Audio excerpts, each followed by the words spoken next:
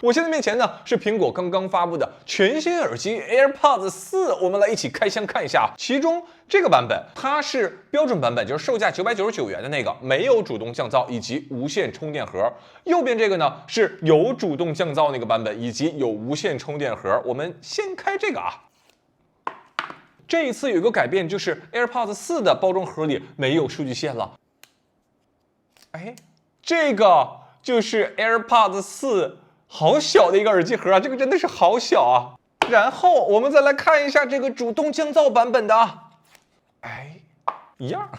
现在大家看到的这个小盒子，就是这一次 AirPods 4具有主动降噪版本的这样一个哦，好小啊，这个真的好小。AirPods 4使用了几天时间，今天的视频解答大家的困惑，到底是买这个还是买 AirPods Pro 2？我们先说外观 ，AirPods 4充电盒要比3代充电盒小了一圈，外形更加圆润了。我说这个外观怎么看着那么眼熟？这不是隔壁的 Series 10吗？4代充电盒不仅比3代小，甚至比2代还要小，是 AirPods 发布8年以来最小充电耳机盒，拿在手里就好像握着一个豌豆公主一样。充电盒虽小，但是功能俱全 ，Type-C 充电接口。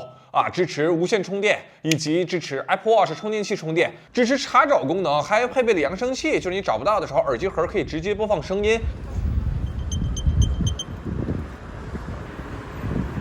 配对的 LED 灯改成了内嵌版本，它会在几种灯光之中进行变换。比如说，现在这个是绿色，历代的 AirPods 每个充电盒上都有一个圆形按钮。在 AirPods 4的充电盒上居然没有这面按钮，那么 AirPods 4该如何来进行配对呢？我们首先把两个耳机放进来，只需要轻敲耳机盒2下，看到了吗？它就进入重新配对的状态了。然后如果我打开小盒，轻敲3下，看到了吗？它就开始重新配对了。我把耳机从充电盒中取出来，给大家看一下全新的 AirPods 4小耳机啊。前代的 AirPods 3，它的舒适度只能说是普普通通，和当年 AirPods 2那种明明戴在耳朵里，然后转圈找说，哎，我耳机呢？那种史诗级无感佩戴还是有着不小差距的。而 AirPods 4，它的舒适佩戴感应该要比 AirPods 3舒适太多了。苹果是从5000万个耳型数据中吸取经验，设计出了一个全新的耳机轮廓。我对比一下3代耳机，大家可以看一下。首先，削减了贴近外耳的弧线，降低了耳机对耳骨的压迫。第二，削减了内侧弧线，减小对内耳骨的压力。内外同时削减之后，耳机腔体明显缩小，这也是提升舒适度的根本原因。第3个改变呢，就是挂耳部分线条增长，去增加佩戴的稳定性。我的真实佩戴感受，因为它要追求音质，所以4代它的入耳之后要比2代存在感更强，不会像2代那样完全无感佩戴。AirPods 4是你能够明显感知到存在的，但是它不会痛啊！我连续佩戴4个小时，耳朵完全没有任何不适感，这一点我非常满意。AirPods 4还有一个小退步，就是传感器从前代3代的皮肤传感器变回了2代的光线传感器。我先给大家演示一下 AirPods 3。假设我在听歌的时候，耳机不小心放在桌面了，它这个音乐是并不会播放的，对不对？现在我的皮肤相连之后，这就是放在耳朵里了。如果我这时候松手，你看音乐就自动暂停了。我放在桌面上，音乐不会自动回复。而在 AirPods 4上呢，它没有皮肤传感器，也就是说，如果我把耳机摘下来放在桌面上，大家看到了吗？这个音乐就开始自动播放了，它的检测就没有 AirPods 3那么精准。我推测这个改动是为了缩小耳机腔体、提高舒适性而做出的一个改变，因为佩戴舒适程度真的是提升太明显了。AirPods Pro 2它在音质和功能表现上堪称完美，唯独就是舒适性佩戴不足，连续佩戴2个半小时是我咬牙切齿坚持下来的极限了。今天视频的第2个环节，大家最关注的主动降噪，在这个位置呢，我先给大家解释一下降噪的原理啊。我们以 AirPods Pro 为例，降噪其实分为主动降噪和被动降噪2个部分。其中被动降噪就是橡胶耳塞以及耳机本体对声音的一个阻隔，实现对生活中高频声音的隔离。比如说警笛喇叭、鸟叫虫鸣、乐器演奏，这些都是靠耳塞和耳机本体去实现隔绝的。而主动降噪呢，则是针对低频声音，去通过芯片算法发射出和低频声音完全相反的声波，实现正负抵消。我们生活中常见的低频大家也很熟悉，比如说飞机的轰鸣声地铁的噪音以及交通噪音。所以 AirPods 4它是只有主动降噪，但是没有被动降噪的一款小耳机。那么它实际降噪效果如何呢？好了，我现在佩戴 AirPods 4，站在一个非常嘈杂的路口，两边都是车来车往啊，噪音很大。现在是通透模式，我现在从通透切换到降噪模式，大家听一下。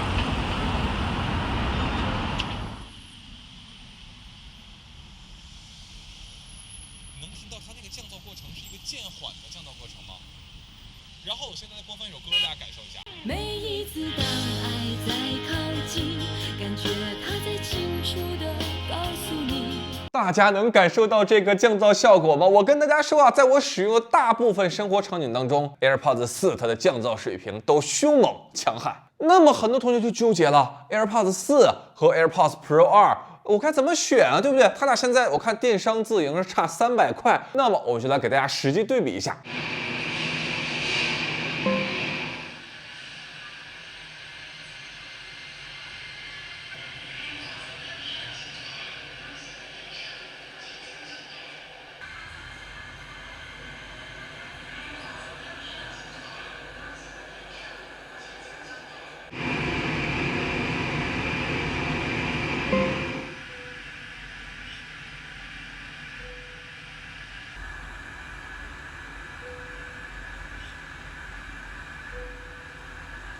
实际测试对于地铁、高铁这几个场景 ，AirPods 4和 Pro 2的降噪能力是几乎相同的，是那种我听不出来的那种差别水平。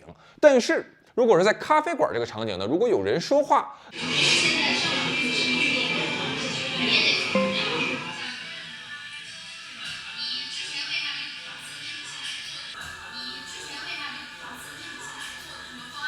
那么 Pro 2的降噪能力明显更加出众。我把2款耳机的降噪波形给大家展示出来，大家可以看一下。其中 A、B、C 左右两侧，它们是一一对应的，就是相同的那个声音部分。Pro 2看到了吗？这个降噪能力确实还是要高出一截啊。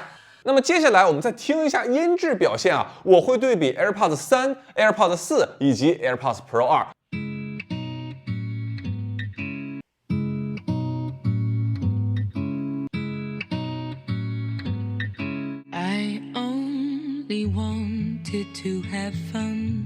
I only wanted to have fun. I only wanted to have fun. 二人の間通り過ぎた風は二人の間通り過ぎた風は二人の間通り過ぎた風は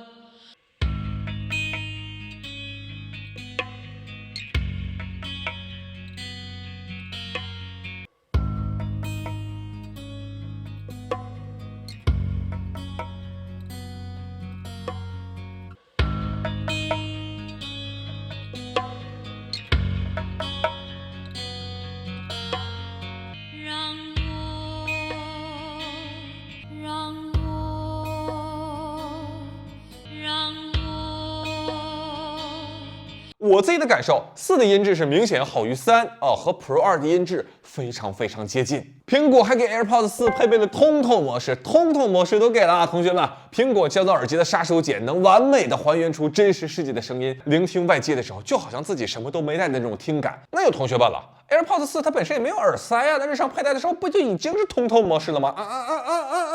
好了，我给大家看一下，现在这个是关闭，大家可以听一下现在的声音。然后我现在打开通透模式，大家再听啊。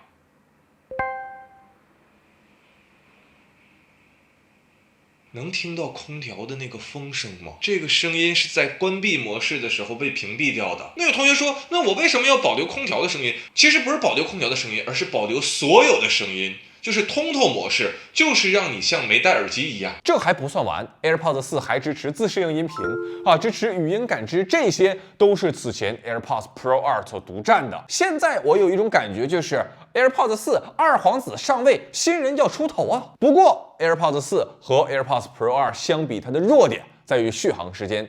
这款小耳机它的开启主动降噪能够聆听4个小时，关闭主动降噪可以连续听5个小时，而 AirPods Pro 2开启主动降噪可以连续听6个小时。不过 Pro 的问题就是没有人能够连续听6个小时，除非他的耳朵没有痛感神经。所以，如果你在纠结是买 AirPods Pro 还是买 AirPods 4，我的个人建议是，如果你的日常场景更多的出现在地铁啊、咖啡馆啊这种短时噪音，我会更推荐买4。如果你日常坐飞机，或者是想尽可能的都阻隔一些讨厌同事的说话声音，那么 AirPods Pro 会更好一些。但是我必须要提啊，4比 Pro 还是舒适太多了。对于大部分普通用户，我目前推荐会更倾向于 AirPods 4。今年 AirPods Pro 2又升级了很多关于听力健康的非常棒的功能啊，不过短时间内国内还暂时用不了，所以今天的视频呢我就不展开了。另外，对于部分群体，现在还有一个不花钱白嫖 AirPods 4的方法，就是新学期返校活动，目前苹果官网那个还没有结束啊，也就是说买 Mac 可以直接送一个主动降噪版的 AirPods 4，不光是高校学生可以参加，包括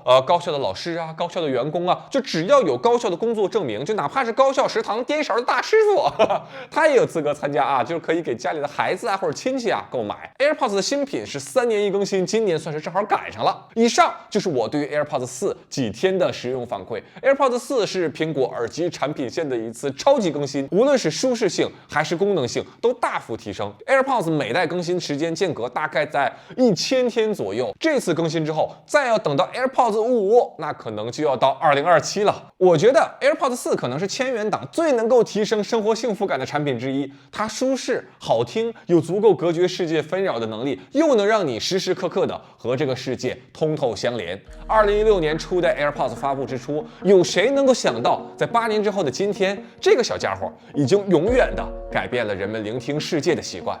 好了，以上呢就是本期视频的全部内容，我是周文泽，我们下个视频再见。